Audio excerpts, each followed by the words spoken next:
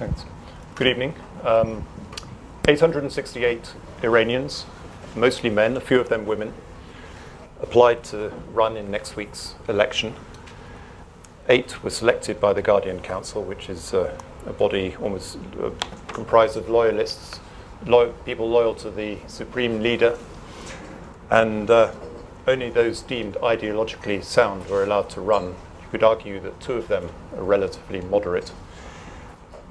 A former president, Hashemi Rafsanjani, was disqualified, was excluded. So was the right-hand man of Mahmoud Ahmadinejad, the current president. So were all reformists. So as an exercise in true democracy, as an expression of popular will, I think it's clear that next week's vote is pretty much a charade. But it remains compelling for other reasons. There are debates. Clear differences have already emerged between the candidates on the economy, on how to deal with sanctions in the international community, on civil liberties. The regime needs a huge turnout to try and regain some of the legitimacy that it lost in 2009. Reformists have to decide whether to boycott the election or lend it credence by rallying behind one of the candidates, the least offensive candidate. Will there be a surprise, as there was in 2009? I think 3 weeks before that vote, no one foresaw Mir Hossein Mousavi emerging as the champion of reform. Would the regime dare rig the election again? And over all of this, of course, hangs the nuclear issue and whether this election can herald a change of course that might avert the possibility of military action. So we'll spend the next 45 minutes discussing these questions with our experts, and then we'll throw proceedings open to the floor. But let me start by asking the panel to introduce themselves and say a few words. Kelly, why don't you start? My name is Kelly Niknejad. I'm the founder and editor-in-chief of TehranBureau.com, which is a virtual bureau based in Boston. We cover Iran and, to some extent, the Iranian diaspora. Do you want to say a few words about the election? Sure. Just by way of introduction? It looked like it was going to be a very interesting election when Rafsanjani made his last-minute registration to run, even though all indications had been that he had opted not to and he was going to back Rouhani. He even overshadowed Mashaei's last-minute registration, and I think you can see why the ruling establishment moved so quickly to extinguish the potential that he was able to awaken, even though after 4 years everyone thinks the Green Movement is dead. There was, the YouTube video that made it online showed, its jovial outburst with people chanting slogans in favor of Mousavi and calling political prisons to be released. So even after that, the period up to this election has been unprecedented in terms of the level of censorship and the sophistication in censorship, which is interesting because they've had 4 years to crush any opposition. And the question in my mind is that even if they were to allow, take off all the filters, let everyone put up anything they wanted to, there's really not much going on in terms of campaigning in an election. The posters aren't there, the rallies aren't there, the headquarters aren't in the same way that they were in 2009. So they must be, I think the regime probably has more faith in the opposition than the opposition has in itself. So in those terms, it's still an interesting election because even the smallest openings, whether it's the death of Ayatollah Tahiri in Esfahan, and or a campaign or a speech by Rouhani questioning the security presence in Iran, you can see any tiny opening just creating a space where people are, trying to fill it. So because of that, it continues to be very interesting to see what happens. Roberto. Hi, my name is Roberto Toscano. I'm a retired Italian diplomat. I was ambassador in Tehran between 2003 and 2008. That experience was only a part of a 40-year career, but for some reason it became a very central part of my experience as a diplomat, and not only as a diplomat, but diplomats are also human beings who have certain feelings, and I have a lot of deep feelings for Iran. And basically what I think one should do, if on the basis of a direct experience of the country, is to try to go against a very strange, perverse coincidence between the regime and the external foes of the regime in simplifying, in almost describing in caricature terms a country that is very complex, very contradictory, but doesn't come across as such. People know Ayatollah, Pasdaran, and hijab, and that's it. And it's not forgivable because the country is not so difficult to understand and to know. And so I think everything we can do to break this simplification, this sort of flattening of an interesting and important country, I think we should do it. Thank you. Roger. Who was there in 2009, I should add. My name's Roger Cohen. I'm a columnist for the New York Times and International Herald Tribune, soon all to be the New York Times, changing its name to the International New York Times. I've been in Iran 3 times. Once as a hippie in 1973 on my way to Afghanistan. I won't talk much about that.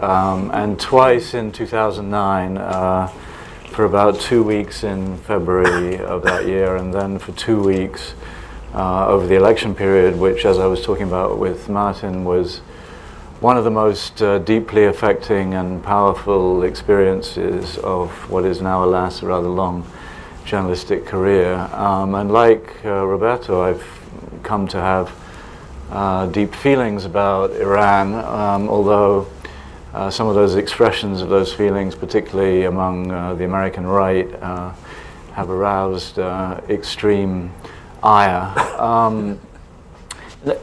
2009 was extraordinary. I've never seen a city transform itself so completely in such a short time. The posters everywhere, the very open, animated debate worthy of Europe, the US. I mean, accusations flying back and forth, and it was a very festive, open city on the eve of the 2009 election. And it wasn't just Mousavi and the Green Wave. The Ahmadinejad supporters were out, other supporters were out, and the day before the election, the quiet day, all the posters came down. There was tremendous respect of the rules. And then the next morning, one woke up to this atmosphere of terror with the Interior Ministry shut down. I was at Mousavi's headquarters that morning. They'd already been burnt to the ground. Women, running towards me, sobbing, put away your notebook, come and help us. And I was one of the last journalists out, international journalists, to leave, because I happened to arrive just before and I had a 2-week visa, and the situation became more and more desperate. And on the 15th, 3 days after the election, I went down to the avenue, the vast avenue between Enkelab and Azadi squares, and with trepidation, my heart was thumping. Everybody was afraid. And you emerged into this vast crowd, which later estimated at 2 to 3 million people. And I'll ask myself to the end of my days what would have happened if Mousavi had had the courage to say to that crowd, okay, now we march on the presidential palace. And there are lots of people who've been busy rewriting history. But the fact is that Iran was, the Islamic Republic was on a razor's edge, in my view, for at least a week after that election. But as we all know, the forces of repression that were applied very brutally were effective, and the regime stays in place. So, I would do anything to go back there now, but I can't get a visa anymore, like most journalists. And that's one reason for this sometimes caricatural view of Iran, is that access is difficult. It's by no means the only reason. How significant is this election? Well, first of all, to answer Martin's question, would the regime have the courage to rig it again if necessary? Yes, definitively yes. I don't have any doubts in my mind about that. Things can change abruptly, as they did in 2009, but I think this time around the regime is extremely vigilant. There are much fewer correspondents going in, and anything resembling an opposition candidate has been severely curtailed or almost eliminated. It was interesting to see Rouhani at the Tahrir march after his death in Esfahan. That was a significant gesture. Some of what he said has been interesting, but it remains to be seen if he can be fleshed out at all. I think Khalibaf is, the most interesting of the conservative candidates. I've met him a couple of times. He's quite a modernizing figure in a sense. He likes going to international conferences, going to Brussels. He was a pilot, of course. He knows the world a bit. Jalili, I think, would be a complete disaster. I mean, he's really could be this guy, he goes into these nuclear meetings and he starts talking about all the injustices of the world and how the United States is about to fall and the capitalist system is about to fall, and it goes on for about 3 hours on that front, and then maybe says something about the nuclear issue. So I think that would not get us anywhere. I think in any event, Khamenei and the repressive apparatus around him is pretty firmly in place at the moment, and I'd be surprised to see any election result producing a significant change in that. Last, I think I'd just say that the only, to my mind, hopeful sign at this point is I really think, particularly after President Obama's speech last week about bringing the whole cycle of the war on terror, global war on terror, to an end, and entering a new phase. Clearly, to go to war in Iran, just as troops are being withdrawn from Afghanistan, just as this whole cycle, it would take an awful lot, I think, at this point, to push the United States. It would really take an absolutely flat-out, clear, open rush for a bomb on the part of the Islamic Republic, which I don't see happening either, to provoke a war in Iran. And for all Israel's bluster, I think without US support, I don't see that happening. So, I think there is some margin in the post-election period, once the dust has settled, for this endless dance of possible negotiations to continue for a while. I don't see an imminent threat of war. Thank you. Saeed. Well, I was hoping that Roger would tell us something about his hippie days in Tehran as well, but he decided to leave that out. I can get to it later if you wish. Anyway, a couple of Q&As to give you a menu of what the debate is about these elections. Are these elections going to be free? I don't think so. The crackdown on political parties, the crackdown on the press has been extensive.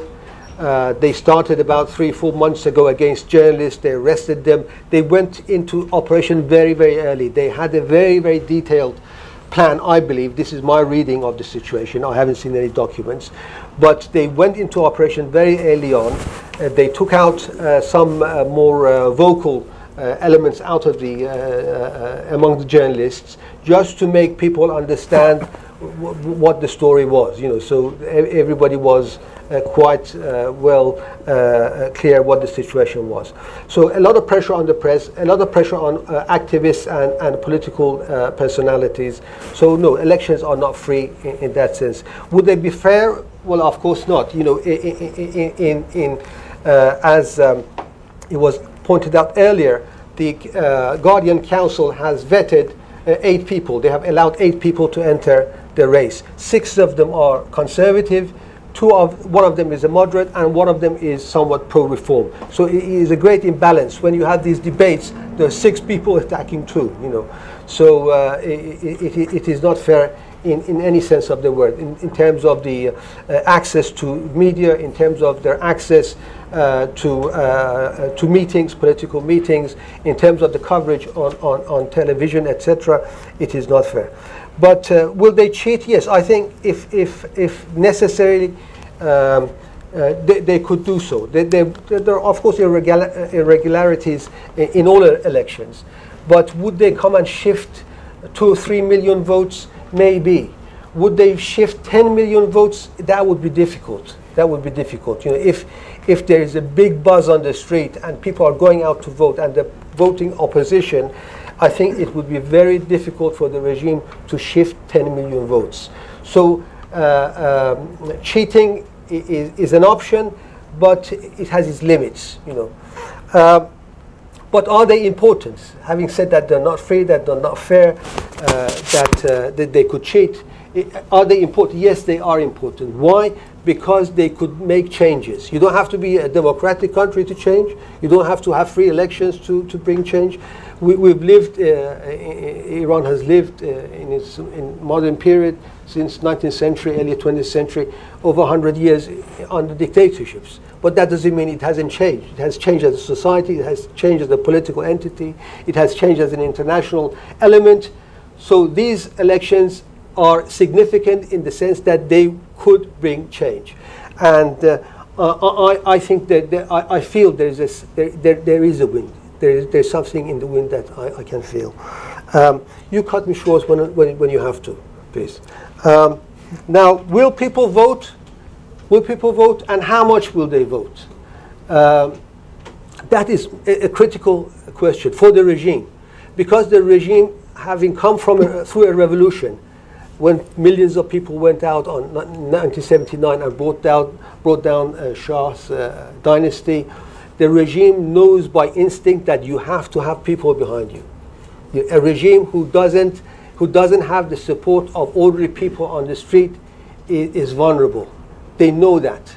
They're intelligent enough to realize that they're intelligent enough to work on that, and that they're intelligent enough to have strategies to make sure that they have a social base. So how many people come out to vote, and whether they come out to vote or not, is a critical factor in their calculations. They need to keep that social base. They need, when Mr. Jalili goes into negotiations with the Americans and the Europeans, he has to have the confidence that there are people backing him up. So when he sits at the table, he says, listen, I have the vote of 75% of the people behind me. What's your gain? You know. Let me interrupt there then. So let me chuck this question out.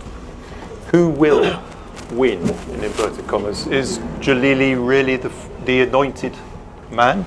I will or is it possible we could have a surprise again like 2009 where the opposition all coalesce behind Rouhani? I won't make the prediction, but I will relay the prediction of Iranians who speak to me from Iran, and they say, "Oh, of course, Jalili is the next president." Next story, you know, so it's not my prediction necessarily. Not because he's popular. No, not at all. I think he's the least popular. I've heard more than one person say that Jalili makes Ahmadinejad look like a cuddly, sweet guy. And someone said that Jalili is more like a scarecrow. He's probably brought out to scare people to come to the polls to vote against him. So he's very unpopular. I think, so your point about the need to try and get a crowd out is a very important one. And I don't know how they will engineer that, unless there's a last-minute Rouhani wave, which I don't know if that's going to materialize. But you know, with the parliamentary elections last year, state media predicted 64% of the population would vote a couple of days before, and 64% of the population voted. So, I think they have a real problem after 2009. Everyone says the Green Movement disappeared, went away, vaporized. There's nothing that's happened in the Islamic Republic over the last 4 years that would cause the people who had those feelings in 2009 to no longer have those feelings today. Nothing good really has happened, right, in the Islamic Republic over the last 4 years. So that sentiment is there. It's looking for an outlet. Unless Rouhani could somehow morph into that outlet, I think the most effective message that group of people could send is to stay home. So, I think that is a big issue. I agree. I mean, I think in the end,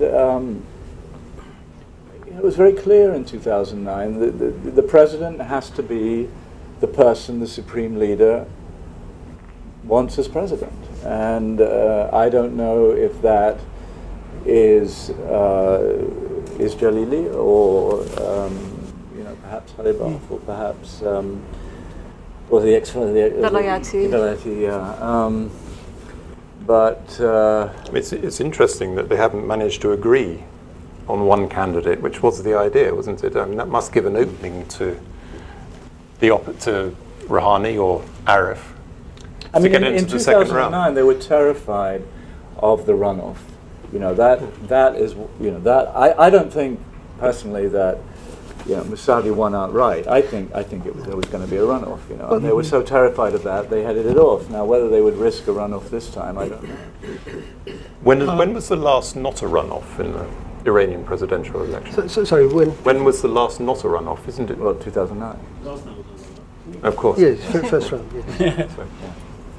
But Yes. Well, of course, Khamenei would be most comfortable with a non-personality such as Jalili, but there could be certain surprises, of course. What I'd like to focus on, though, is participation in the vote, because this, I think, is going to be very important. A few figures. In 2005, the first round had a 63% participation, and the second round, 60% about. In 2005. In 2009, it was 85%, which makes it impossible that Ahmadinejad could win at the first tour.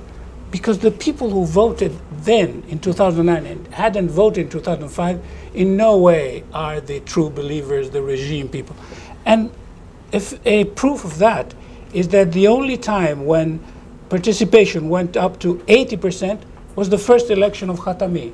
It means that you reach 85% only when reformists or people who want change think it makes sense to vote.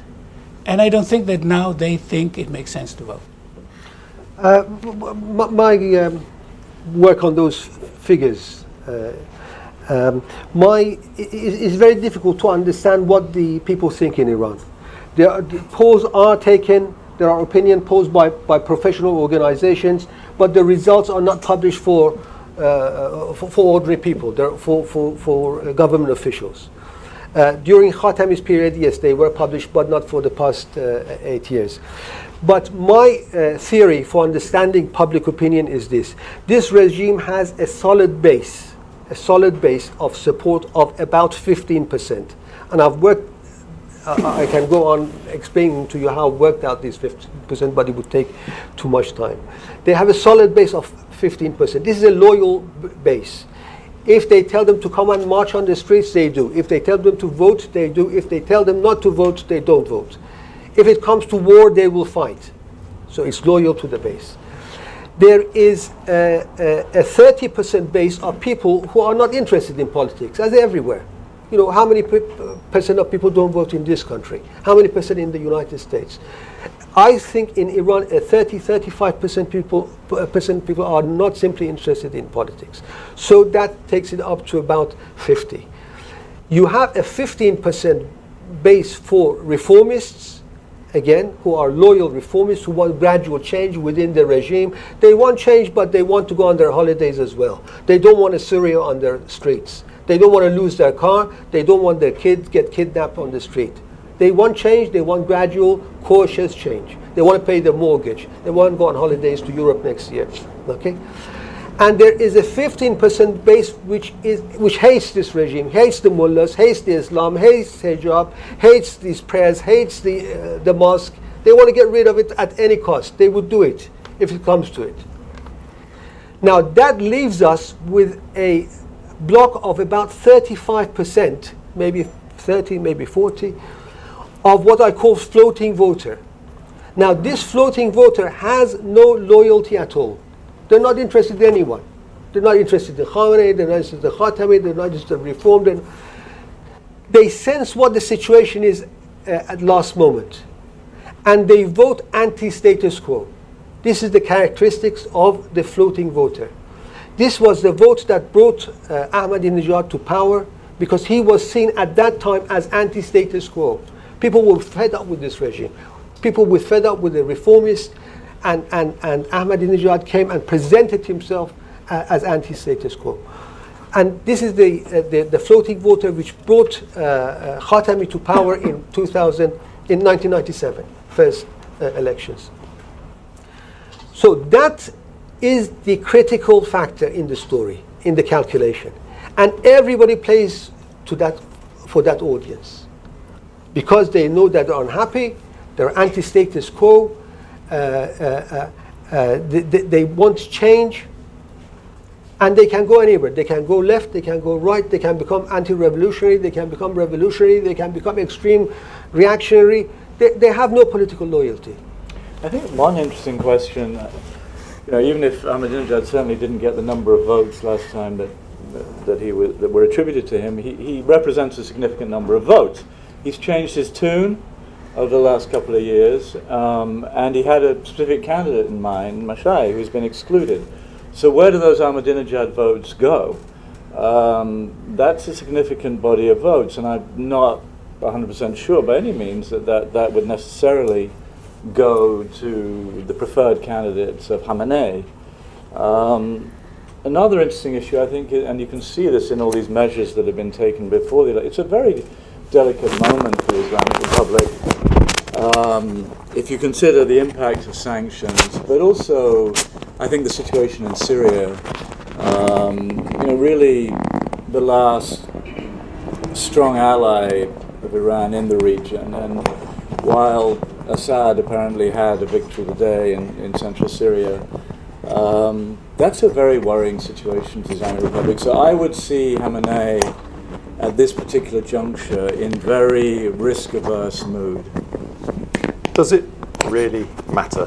Aren't the big decisions taken by the supreme leader, the nuclear question, Syria, does it really matter who's president? Is it going to herald a great change of direction? As Ahmadinejad demonstrated, it does matter who becomes president, because he thought he was his man. They rallied behind him, and they crushed people to the ground. And then he came and started projecting his own support base, his own government that was running, contrary to what Khamenei wanted. And as president, he had making foreign trips, promising things, saying things that ran in contradiction with what Ayatollah Khamenei wanted to do. So that in itself was a problem. And then, because you're already dealing with a population that is very unhappy, and the economy on top of that, so it's not just political, it's across other lines too. So you have that, and you have your government, a parallel government that wouldn't even listen to you when he said stop bickering. Okay, you have the head of parliament, Rafsanjani, who can't stand Ahmadinejad can't stand him, and he would come out. I mean, he made himself look very weak, the supreme leader, by saying, "You guys, we're all on the same side. Stop bickering. It's not good." And again, he wasn't able to do that. I think just the fact that they were able to make the differences between them so public, so vivid, that in itself was, I think, a very another big blow to the legitimacy of the regime. One, from the opposition in 2009, and then from their own government. And the fact that Ahmadinejad was supposed to get a percentage of the votes and made him even more popular than Khatami, not be able to, they tell him to shut up and he shuts up and nothing happens. It seems like he has no base of support among people who would rally behind him. So even if they did vote for Ahmadinejad, I think a lot of them were just like, okay, who's going to make sure that the stipends are coming along? And so they're not really necessarily loyal to him, but whoever is going to do that. So I think in a way he has made it important, who becomes president. What I think is striking is the disconnect between issues of power and issues of policy. Because after all, you hold power in order to pursue certain goals. So what the difference between national interest and regime interest is glaring, I think, today. I'm not saying reformist or conservative, but there are certain things that the country has to do. For instance, getting the economy on a more healthy ground. And people are saying, yes, the sanctions, but it's not only the sanctions. Even presidential candidates are beginning to say, we have more problems than just the sanctions. And second, international relations. Everybody knows in Iran that in order to become a normal country, you have to reach a modus vivendi with the United States. And anybody who can deliver that will become unbeatable. Anybody. And this is why even Ahmadinejad, in a perverse way, tried to do that in a counterproductive way. But the path to solving these two basic issues, an economy that works and international relations that make of Iran a normal country, are not the priority, evidently, because the priority is maintaining power. So this is going to be the big challenge for whoever comes out as president, because he will not have enough space to be an alternative to the supreme leader. But also the supreme leader, if you think about it, there were different stages in Iranian history. Rafsanjani, Khatami, Ahmadinejad, with the same supreme leader. The supreme leader might decide that the next stage needs a different formula. We don't know. Definitely not a democratic formula, we understand it. But there is not going to be a repetition of the Ahmadinejad years.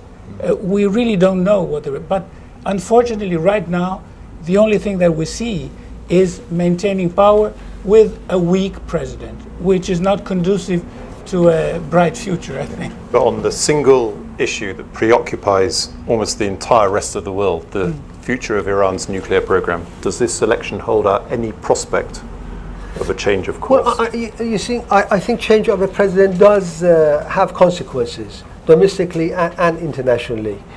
And what's my evidence? What has happened in the past 35 years? That with a change of a president, you have had change domestically at home in terms of political tolerance, economic policy, the degree of state involvement in economic affairs, and abroad in terms of détente with neighboring countries after the war with President Rafsanjani, who opened negotiations with Saudi Arabia and reduced tension there, and then 1997 with Mr. Khatami coming to power on a reformist platform, and he immediately opened dialogue with the rest of the world, détente, the dialogue between civilization. Year 2000 was called by the United Nations, if you remember, the year of dialogue between civilizations on the basis of a proposal by President Khatami. And things changed so far as the United States government came out, Foreign Minister, the lady Albright, thank you, sir. Albright came out and said, we are sorry for the 1953 coup, the biggest mistake that we've ever made in Iran. So it does make a difference who comes to power. And then we have Mr. Ahmadinejad coming to power with a policy of and what they call aggressive foreign policy, tahajumi. And things went back to the revolutionary period. The best defense, his policy is, he says the best defense is to go on the offensive. That's the best defense, and he's always played that game. So who comes to power will make a difference. Whether Mr. Jalili comes to power with his right-wing ideas, whether Mr. Ghalibaf comes to power with a more moderate position, or Mr. Rouhani comes, who might seek to come to some sort of understanding with the rest of the world. But on the two major issues, whatever the differences of character and approach of the presidents that you mentioned, Roberto,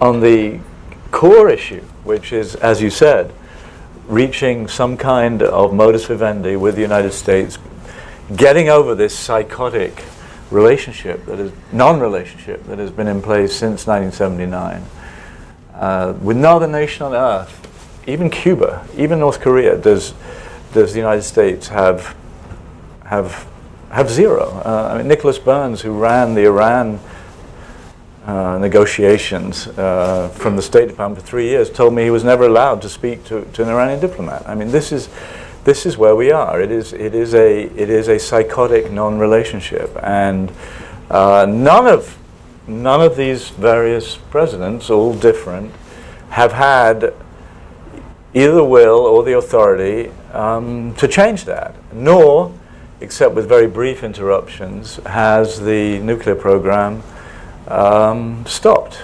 So I think you get something that's a little bit more than cosmetic change with each president, but not something that is fundamental change. I'm interested that the United States 4 times in the last week or two has tightened sanctions. Is that a sign that, is that trying to influence the election, or is it a sign that the election doesn't matter? That it's going to be the status quo ante afterwards? I don't know how that would by making it so tough that the Iranians think we've really got to change something. Possibly, I think the U.S. is just set on this course now, and needs to persuade Israel that it is doing the maximum possible to bring Iran around. I think it's a misguided direction. I don't think, Iran is not going to be brought to its knees by sanctions. It's far too proud. It's far too entrepreneurial. It has far too many borders, and it's a big market. It's a big country. It's 80 million people, and it's like trying to, introduce a virus into a body that's been immunized over decades. I mean, Iran has adapted over a long time to the isolation it lives in. So, I feel that the biggest missed opportunity of the last 5 years was certainly the Brazilian-Turkish moment in Tehran, where if you look at the letters that President Obama sent to Erdogan and President Lula, what was agreed in terms of moving the low-enriched uranium out of Iran, putting it in escrow in Turkey, providing fuel for the research reactor in Tehran. I mean, the main elements were in place. Were there problems with it? Yes. But not, in my view, to the point that it should have been dismissed summarily overnight. Because what do you have to do when you have a psychotic relationship? You have to build confidence. And that has to begin with something. You have to get people around the table. And, this was as well as it would have been an interesting signal to 2 emergent powers that, you actually matter and can achieve important things. I think on many fronts it was a missed opportunity, and instead the next day we had Hillary Clinton going to the Security Council, and that was the beginning of this steady march toward ever more severe sanctions. And I think that road is a cul-de-sac. It doesn't lead anywhere. I totally agree with this. It's so true that when in 2011 in Washington, I asked a very high official of the State Department what happened. Off the record, he said, well, we were about to get some very good package of sanctions, so we thought that sanctions were better than the compromise, in so many words. So this proves exactly what you're saying. Sanctions have become an end in themselves, not a means for some result, because even a partial result would have been something at that time. I would find it very difficult to persuade the supreme leader to change his policy. He says, well, the Americans got their feet on our throats, and they're pressuring, and why should they give up? Why should they give up? And there's this mood in Congress that, if you want to improve your credentials, come up with some new means of isolating Iran, implying. I mean, to Roberta's point, the degree of knowledge about Iran is low, and if you can step up pressure, that burnishes your credentials. Yes, and this is stupid. And I think there is also the fact. I mean, both sides. There are people who don't want a deal. That's quite clear. There are people who do want a deal, sure, but there are also people who don't want a deal because they think that the current situation is in their favor. Both on the American side, they've got the pressure on Iran, they've got them by the throat, they're not going to let go, and I don't see a deal coming. And on the Iranian side, the way Ayatollah Khamenei, the supreme leader, is looking at the world, this is the way I read him anyway. He says, well, the Americans are having trouble in the Middle East. We are on the attack. We are on the attack. Who's influential in Iraq is Iran. Who's influential in Afghanistan is Iran. Who's pulling the strings in Syria is Iran.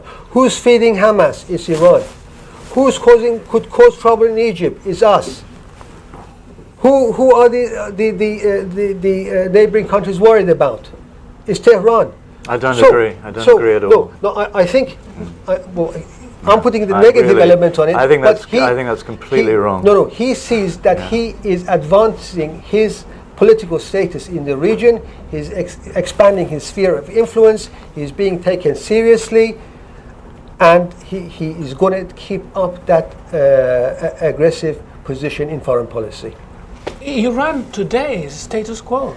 They want to keep their position in Iraq. They want to keep the position. What's going on is the opposite. Exactly. It's an offensive of the Sunnis and Saudi Arabia and what's happening in Syria. But beyond that, so it's an awakening of the Arab peoples who want to join the modern world, who want to express. The Iranian Revolution, the Velayat-e Faqih model, is a model for precisely nobody in Cairo or Beirut or Tunis or Benghazi or Tripoli. I mean, the whole movement across the Arab is one that isolates Iran, isolates the revolution. If Khamenei imagines that, that he's driving the agenda, as you just said, in these places, I believe he is wrong. Which is an argument against the opposition sitting passively by during this election. I mean, they don't get many opportunities to demonstrate their views. And 2009 was an important catalyst in many ways of what then happened in the Arab world in 2011.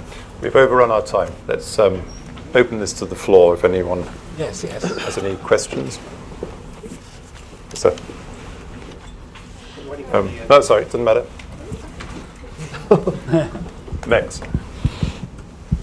I've read that they were in severe demographic decline, Iran. They're unbreeding. Does the panel agree with this analysis? In terms of population? Yes. Do you want to? Yeah, by all means. Well, I think the predictions are that the Iranian population will, there is over 75 million now, that it will go up to 105 in the next 20 years. So it's going to increase. But the establishment, particularly the supreme leader, believes that Iran has a capacity for 150 million. Long-term projection, given the oil income, given the territory, given the resources available to them, they can increase the population to 150 million. Iran had one of the most successful international campaigns in bringing down the population, which was put in place about 20 years ago. It worked very effective. The population growth was reduced. Now they are going the other way. They're encouraging families to have kids. They're giving bonuses to families. I don't know how many people are going to listen to them, but that's what they're doing. Okay, I want to answer your question about how they're going to engineer the election to get more people to vote in the election. One element in this calculation we're missing is another election which is parallel to the presidential election, and it's going to happen on the same day. I've been talking to a lot of people in Iran and in different cities, and all of them have one thing in common, and that is they've heard a rumor about on the day of election you have to vote in presidential election first, and then you can vote in the council election, which is being held in villages and cities around Iran, and it's really important for local people to vote in it. I've been trying to get documents to prove it. I wasn't successful, but I think even the rumor itself, it's going to get people, all right, we have to choose between these candidates and we have to vote in the election. It's interesting. I wanted to mention the elections for the city councils and the municipalities, which are going to be held on the same day as the presidential elections. They were actually due to be held 3 years ago, But because they were scared of holding the election then, they've postponed it without any justification to be held on exactly the same day as the presidential election. So that goes to show that they are scared that people might not come out to vote, and they are trying to induce people in other ways to come to vote, because many people would vote in the city council elections, regardless of whether they're against the regime or for the regime, because that's got different priorities for them.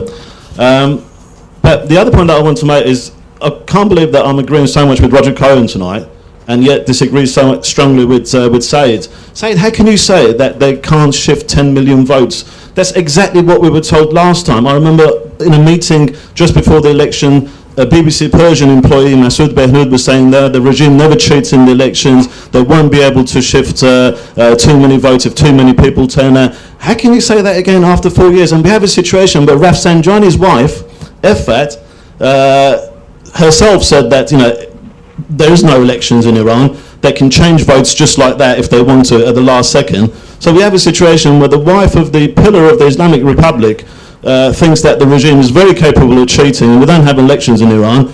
And someone from BBC Monitoring thinks that they can't shift 10 million votes. I can't believe I'm hearing that. Whether they can shift 10 million votes and get away with it, which is rather different. Absolutely. I think the implications, if I may respond, I think the implication would be difficult for them to manage. As happened last time, and it was a crisis. But they still did it. They still did it, but they paid a very, very heavy price for it. They don't want that scenario. So what they don't want is they don't want people to come out and vote. If you watch state TV, if you listen to what the Supreme Leader is saying, they're telling people it's their religious duty to come out and vote, and they must vote, and all the good people will come and vote. Every person state TV speaks to is going to vote. So why do we have to do what they want us to do? Surely we should do something that they don't want us to do, which is not to go to elections, not to take part in this masquerade. But I'm not a politician. I don't advise people what to do on election night. I'm a political analyst. I have a duty to my audience. My duty is to sit down and go through the newspapers and look at the news and look at what people have got to say and work out analysis, definition, and explanation, which my audience can listen to, and so they can help make the decision themselves. It's not up to me to tell them what to do. The broader question is whether the so-called green movement is dead, whether it's so demoralized and so shattered that if they shifted 10 million votes, it would do anything about it. Or no, I think it's a sleeping beauty. If it's not shattered, it's a sleeping beauty waiting to wake up. Look, movements have that characteristic, that they can gather 3 million people, but they're not a political party. There is no organization. There is no, structure. There is not even a platform. So these things fluctuate. Maybe tomorrow they will rise again and then go underneath the surface. I mean, the reasons for the movement are still there, but you don't know when those elements will come together and become evident and become active. This is the problem with movements. Even in this under these current conditions, we've had 3 instances that made it to YouTube, as I was saying. When Rafsanjani registered, there was people protesting and chanting slogans, green movement slogans. When Rouhani had a little campaign rally, you had people again. They were arrested because they started sloganeering, and it was again pro-green movement in favor of political prisoners. And when Ayatollah Tahiri, a huge critic of the Supreme Leader, died in Esfahan, you had thousands of people again chanting, in favor of Mousavi, and so it's very strange because you wouldn't expect that right now. So you think it could erupt? I would be surprised if it did, but there seems to be indications of it. And I think, again, because the government itself is so afraid that it's going to such great expense and to such great lengths to censor and make sure there's a very limited campaigning. They must know. I mean, they see the polls. I think they know what the situation is better than we are. So I think they're more scared and they have more, like as I was saying, faith in the opposition that the opposition has. How do the Iranian people feel about the fact that Libyans overthrew their dictator, Tunisians did. The Syrians are trying very hard, and they. I think they were saying that we had a revolution 35 years ago. Look what happened. You guys are moving more towards an Islamist society. I think the one that might be different is Turkey, because it is anti, Erdogan and his Islamist views. So part of it is, I think we can refer to it as Arab envy, but I think more deeply it's that, look, they're just moving, they're just going where we went 35 years ago, and they're going to wake up. I think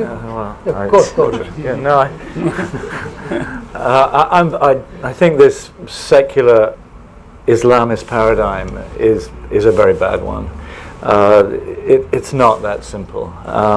To compare what's happening in Egypt or Libya or Tunis today to what happened in Tehran while the Cold War was still going on, 40 years ago. I mean, this might be the sort of caricature in the minds of some Iranians. But Iranians being such sophisticated people, I somehow doubt it. I think what we're seeing playing out with the Brotherhood in Cairo is exactly that. It's how does a party of Islamic inspiration like the AKP in Turkey, how does it come to terms with putting food on people's tables, with the business of governing, and will we get alternation in Cairo? The thing, I get so tired of people saying, the Arab Spring, so disappointing. What do people expect? As long as the battle's ongoing, as long as people are shouting at each other, and not being censored and not being thrown in prison, that is the Arab Spring. This debate going on right now in Cairo, in all these places, ugly, sometimes violent, difficult, economic difficulties. That's the Arab Spring. That's it. I think the Iranians are afraid of that. I think the Iranian let me just make that point. I think the Iranian middle class is afraid of the Arab street. They don't want cars burned. They don't want houses being smashed up. They don't want violence they're afraid of it. They know that they're vulnerable. They know that if it happens to them... Why do they know? Because 2009 happened. No, because they sit in front, they see Syria. They don't want roubles, their cities turned into rubble. So that's what I'm saying. The Iranian opposition, the Iranian middle class wants change, but it has to make sure that it's not a violent one. It's not prepared to take that risk. I don't see it. But say in few places on the face of the earth is there a society that is so out of sync with the regime governing it. Iranians are highly educated, sophisticated people.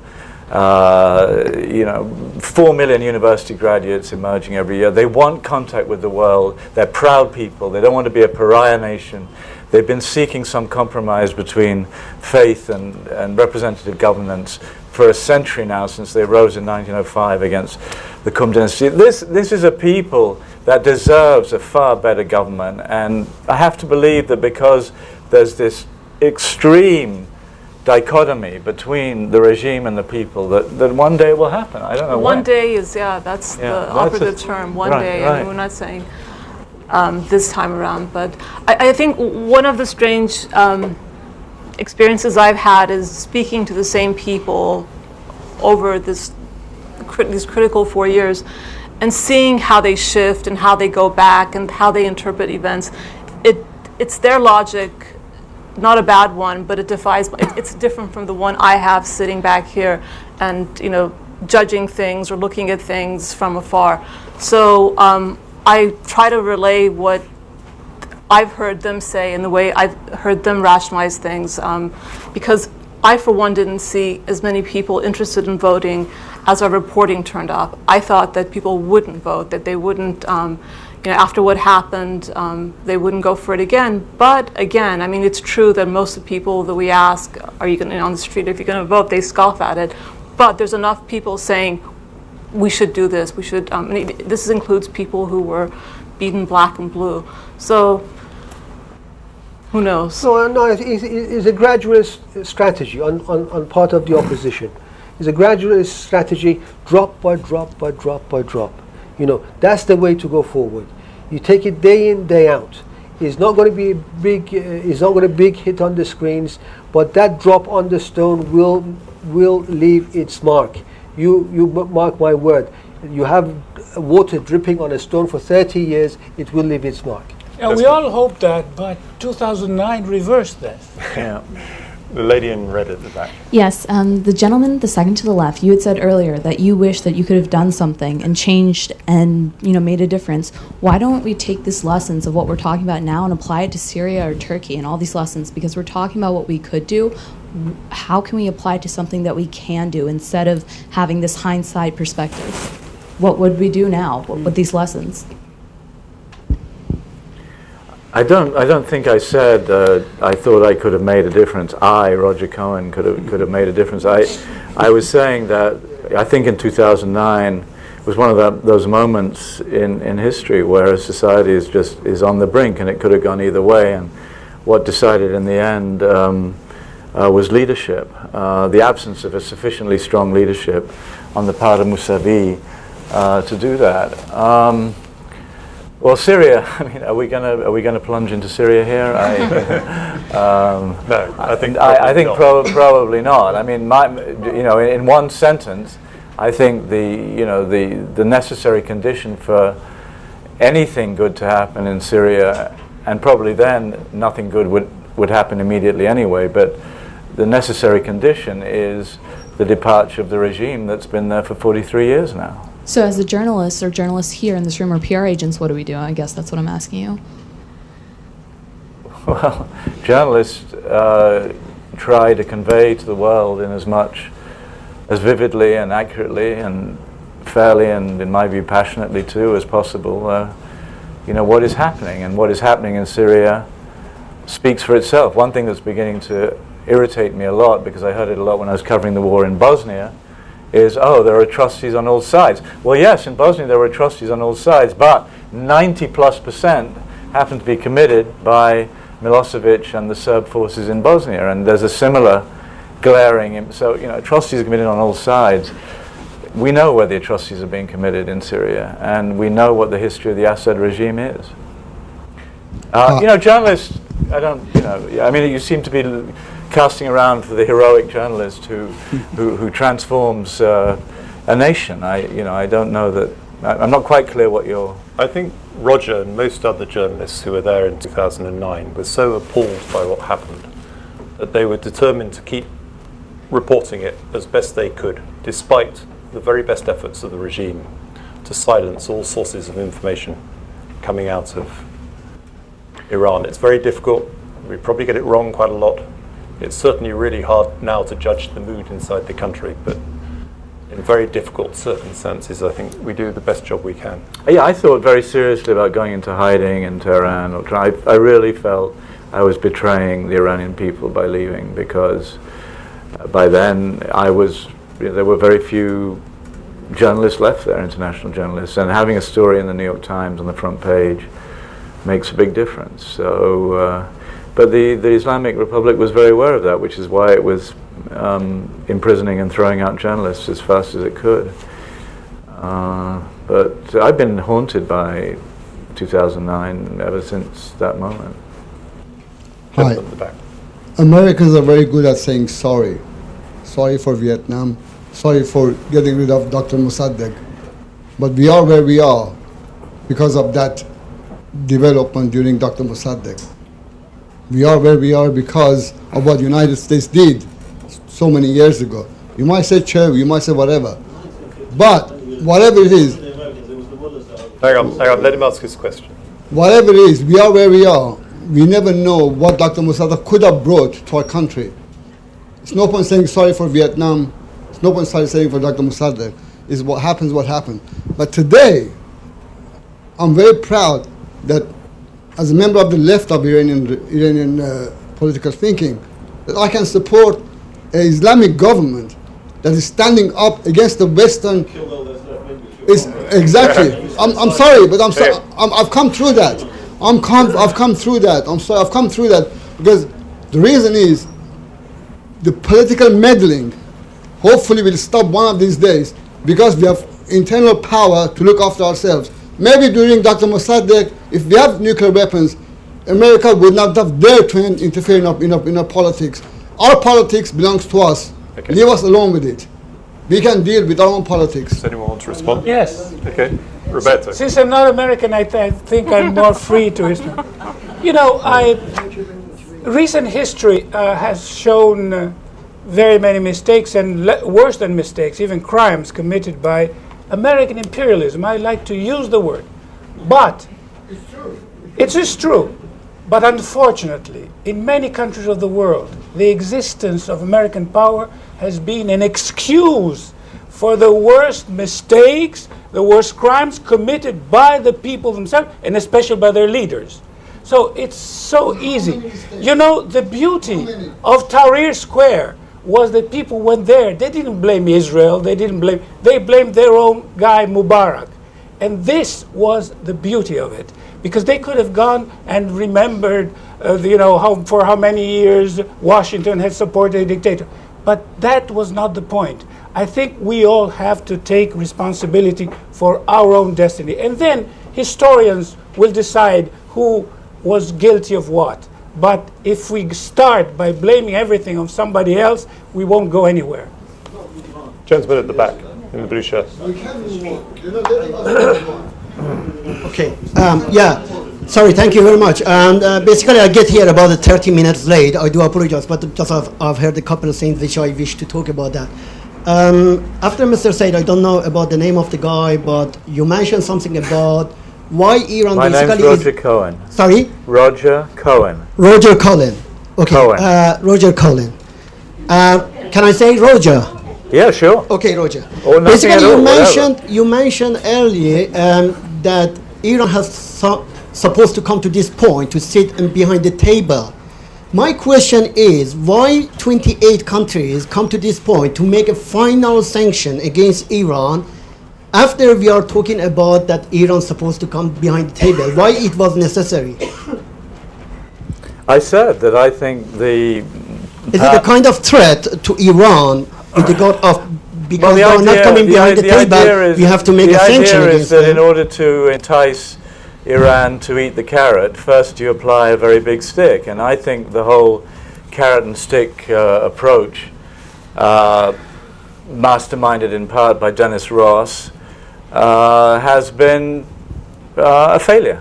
And I don't think that the way to have negotiations is to threaten more and more severe sanctions. So if I don't know if you're asking me to justify it, I don't. I think it's wrong-headed. I think it's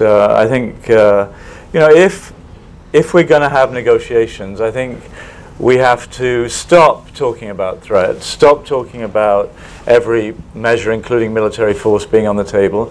Just put that in abeyance, set it aside, and see if you can gradually build confidence to the point where you could have a meaningful negotiation. I don't think Khamenei has been interested in a meaningful negotiation at all. And I don't really see Khamenei changing in that regard, because I think he feels that this is a tired revolutionary order, and it's, one of the very few planks it still has is Mark by America, Mark by America, Mark by Israel, that means you want to say that there is no any interfering from Britain or other countries, the European countries, you want to say. You say it every Friday, and then maybe that helps the regime cohere. I'm so sorry for 28 countries that make the sanction, and the last one was about financial and also health and medical, which is against of Iranian people. It's nothing to do with the government. But we are where we are on this issue. I mean, is it possible for the West now to recant the sanctions, withdraw the sanctions? It's politically inconceivable, isn't it? Yeah, I think it is. This gentleman here. Very interested in the ambassador's point about the regime's believed favoured candidate being a non-personality. I remember in my days in the civil service, a particularly unpopular manager the joke was he went into hospital for a personality transplant, and the personality rejected him. I mean, power does create some very strange people. My question is really a follow-on from the comments about sanctions, and it's based on the experiences of a colleague from a corrupt country who noticed when he was working in Iran, so I won't say on what, the level of bribery in relation to the import-export regime was on a scale he could not imagine. And he's coming from a country with a lot of both. Are there any indications that the regime, possibly using sanctions in reverse, the sanctions busting, that the regime is creating its own insurance policy of getting capital and funds out of the country? In other words, any indications, long lead, that people, current supporters or intimately involved, are hedging their bets? I'm not a financial expert, but anybody who is familiar with Dubai will tell you that Dubai is a place where Iranians, and even and especially official Iranians, keep a lot of money. Second, in order to circumvent sanctions, you have to establish unofficial trade routes. And unofficial trade routes usually are very good for people who want to make a cut, want to take a cut from them. So all these things together make me think that what you're saying is quite believable. There are people who, in the regime, who will have some personal benefit from this irregular economic situation. Just a question I don't know the answer to. Both Roger and Saeed said earlier that Ahmadinejad had a base of support. Where does Ahmadinejad go now? Does he just fade away? Does he create trouble? Yeah, I think nobody ever fades away in the Islamic Republic. They all live forever. No, but I think there's going to be an exception, Roger, probably with Ahmadinejad. I think they've closed his file and they've already put it on the shelf. I don't see him as having a social base. You see, politics in Iran now are factional. You don't survive on your own. You go with the gang. If you're not with the gang, you don't survive in that jungle. And Ahmadinejad's mistake was to go against his master. And when you get kicked out of the gang, you're on the street and the vouchers get you. And this is what's happened to Ahmadinejad. He miscalculated. He misread the situation very badly. He made poor judgment on a number of issues, and he did things which he should have done. Gang rules, you don't break them. And I think he's isolated. He doesn't have a social base. He doesn't have instruments of power. He has limited access to finance, and I think he's politically finished as a force. He's spent. You think he could defect to the United States? No, I think he'll have a better time staying at home. Could it be prosecuted? He lost his chance. Wow. Lady in the third row. Maybe I'm going to direct this one to Ambassador Toscano, and this is on the subject of Ahmadinejad. So many people have said that in some perverse way he wanted to strike a deal with the West. I've heard it from lots of different people, and I still don't feel it. I don't really understand what people mean by that, because I don't think the evidence has been clear, and as you say, a lot of us don't have the proper tools for understanding Iran inexcusably, but I'd like you to, or any of you, frankly, to elaborate a little on that well, point. Somebody might have advised him that denying the Holocaust and questioning 9/11 probably weren't the best ways to make a deal with the United States. Yes. I mean, he did write to Obama famously, and yes. President Obama didn't reply. Sorry, you. No, you're right. Yeah. But you know, he was. If he did have any genuine interest in doing that, he was certainly ill-advised. After he'd said the things he said, no American president could ever meet with him.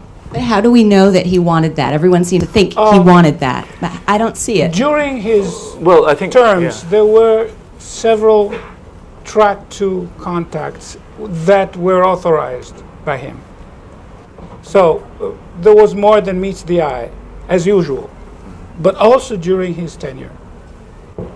And I think it's a temptation for any Iranian president in the sense that, as Roberta said, there's no quicker way to become a hero in Iran than to break this deadlock.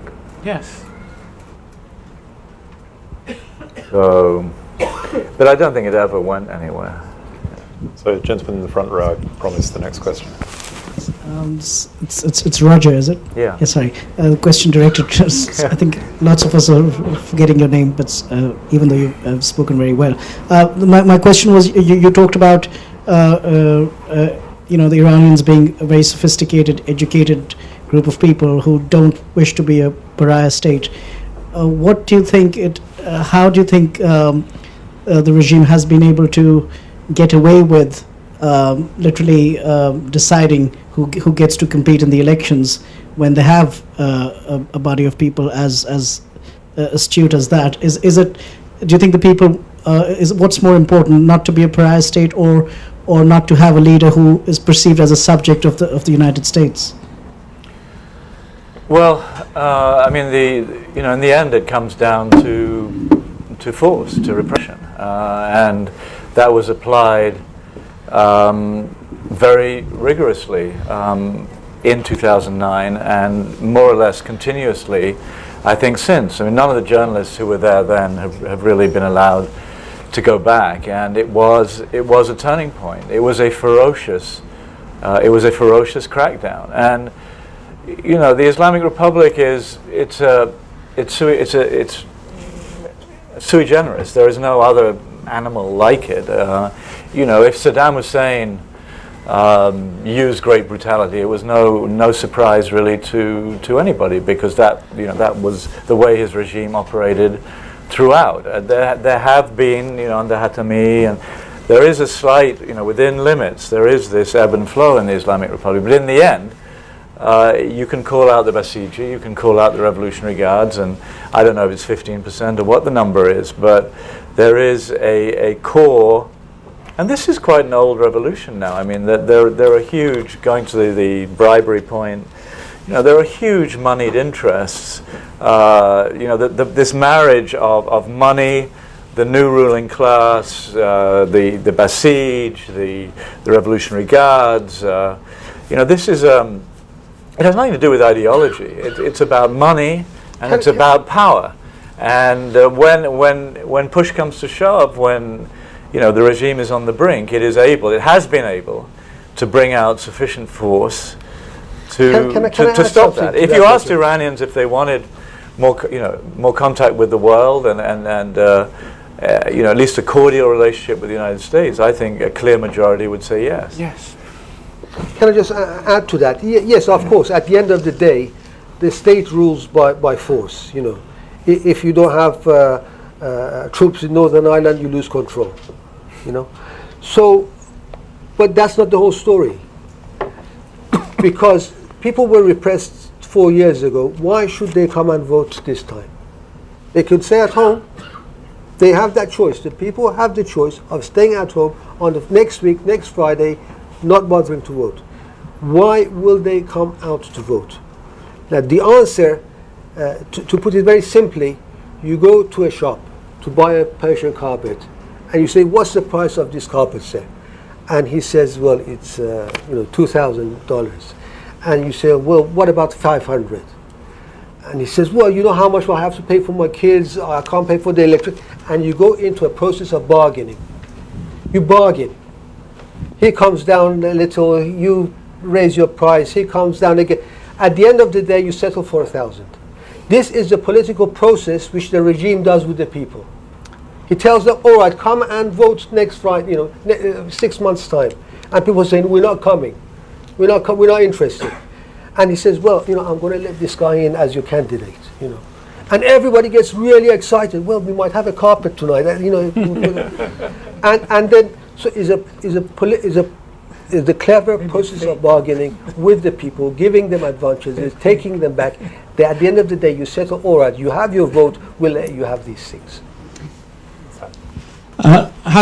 During the campaign, have any of the candidates come up with credible policy proposals to deal with the country's economic problems, whether that's inflation or unemployment or anything like that? Obviously, the sanctions is sort of a bigger question, but has anyone come up with anything? And just a secondary question, is this likely to be the last presidential election? There was talk over recent years that the presidency as an office might be edged out. I think one of the biggest dilemmas the regime has is this voting public, that it has created inadvertently, I think the process of voting, the openings that it creates, has caused a lot of problems for them, and I think that's why the Supreme Leader was referring to maybe having a parliamentary system. So who knows? I mean, it's possible.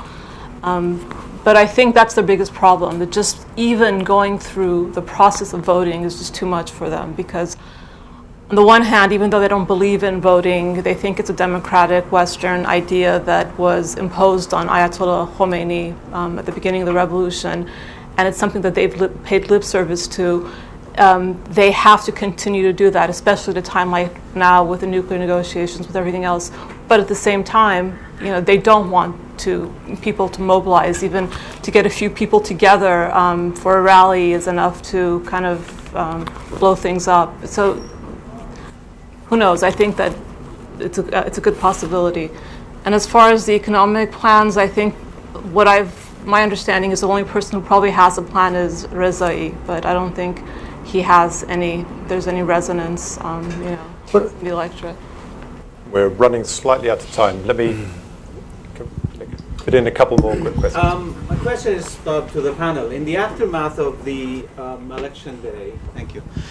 What do you think will become of the Iranian opposition in exile? In other words, what kind of outcome should we expect to make the Iranian opposition in exile of influence in Iranian domestic politics? Thank you. Do you want me to go for that one? Sorry. No, it's interesting. What's happened with the opposition? The opposition at home, the reformists, they have become a little bit more radical in their position because of the suppression and the arrests and the detentions and the brute force that the regime uses against them. So the liberal reformist opposition at home has become a little bit more radicalized, yeah? So they shifted a little bit outside of the regime. Now what's interesting is that the opposite has happened to the opposition outside the country. They have shifted a little bit closer to the reformists. They have modified the position. I've followed all the main opposition groups taking position on the elections, and almost none of them, except for one or two groups, have come out with the B word. And what's the B word? Boycott. They said the regime is bad, we hate it, is religious despotism, we can't understand it, elections by the 1994 interparliamentary charter, etc., etc. But when it comes to the B word, they don't mention it, because... Let me finish. That's why I said the opposition inside, that's an internal group. I said the internal groups have become a little bit more radical. The external opposition groups have modified the position. The Son of the Shah's groups recently sent a letter to the Supreme Leader, Your Excellency, blah, blah, blah, let's turn this country into democracy. And the other groups speak harshly, but they haven't boycotted. As to the question of the lady who asked why Ahmadinejad couldn't build a good relationship with America, I think we shouldn't overestimate the power of a president in Iran. There are two matters that the president doesn't have any power about, and it's the nuclear program, and the second one is the relationship with the West, and with America in particular. And we saw that in the past 4 years. Ahmadinejad didn't have any power. He couldn't even go and visit his vice president in jail. So a president who can't even go and visit his vice president in jail doesn't have power to build a relationship with America. I think we shouldn't overestimate the power of a president in Iran. So it doesn't really matter. And people say that, who comes to power. You're describing the situation now, but how do you explain the Khatami years? I can assure you that in foreign policy there were some changes and there was some opening. So it means that the regime can be more flexible than people think in its own survival benefit. So right now it is in the bunker, closing everything, but I don't know how long it can stay there. Last question. Thank you. Sorry. Sorry, I've lost track of the microphone. I was given the microphone, so if I may. Well, let's have two more questions. Two quick questions.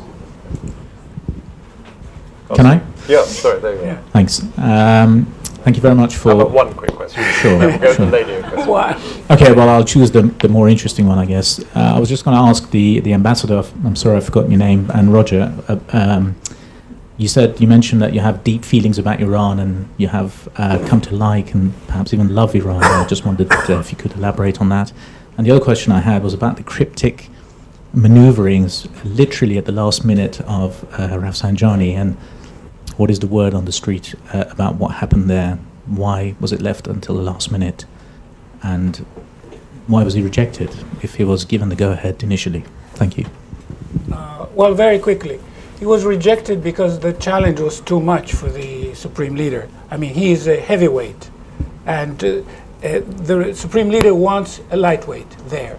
So this is the main thing. And on the first question was about, well, it's, 5 years in Iran and the human contacts going well beyond your professional duties establish a level of participation which make your profession more interesting, but at times almost more difficult because you have to be detached. An ambassador is like a lawyer, and a lawyer doesn't want to be too involved in the case because should maintain some objectivity. I hope I was able to do it, but I think that Iran has stayed as an important personal dimension. For me, I think, certainly the courage and dignity of the Iranian people that I witnessed in those 2 weeks, extraordinary weeks in 2009, just marked me very deeply. Beyond that, Iranians love of poetry the way Hafez is. This sort of mystical, sometimes rather playful, very intricate, very subtle. Remind me of Italy quite a lot sometimes, where I was a correspondent, where the surface of things is not the reality of things, and there's about Tarof and this whole sort of exaggerated codes of politeness, and it's a very, in short, it's a very deep culture of which I've just scratched the surface, but I found it fascinating and entrancing and in many ways attractive. And the hippie trail as well. I didn't notice anything there. You've all mentioned that Iran is a very complex country, but what you haven't really mentioned is different groups of people. I mean, Said, you mentioned the middle class and so on. I mean, aren't there many people who live far away from Tehran who have very different interests and very different perspectives? Not everybody in the country is fantastically well educated usually. Could you just say something about different groups of people, for instance? All of you. Elaborate on that point. Yes, you go to small villages, their perspective is totally different from city people, from middle class people. They like Ahmadinejad. He's built them roads, he's given them electricity, he's taken them water. Yeah. They like his populist policies. Yeah. He's given them free loans to go on pilgrimages, cheap loans to paint your house, cheap loans for marriage. I think if it claimed victory with 51% in 2009, it would have been quite hard for us to challenge that. Yes. If he had won in the second tour, we would have said, maybe. 20 million more votes in 2009 than in the first round in 2005. 20 million. Yes. Bit difficult to comprehend. I think it's a cliche to think that all Iranian villagers are really simple-minded and can be. It's my experience. Again, just trying to step aside and letting the reporting that we've done from the ground speak. They're much more sophisticated about things, maybe even more so than Tehranis. Yeah, and that's why we don't know who's going to win this time. It's going to be difficult to predict. Millicent, is our time up? Yes. I'm sorry. I'm sorry to all those who wanted to ask questions and couldn't. I just want to echo Roger and Roberto. I too am fascinated by Iran. I'll be watching next Friday with great interest. I'm not even going to begin to try and summarize tonight's discussions. I don't think there was necessarily a consensus, but I want to thank all of you for coming and all our panelists, and I hope you've enjoyed it. Thank you. Thank you.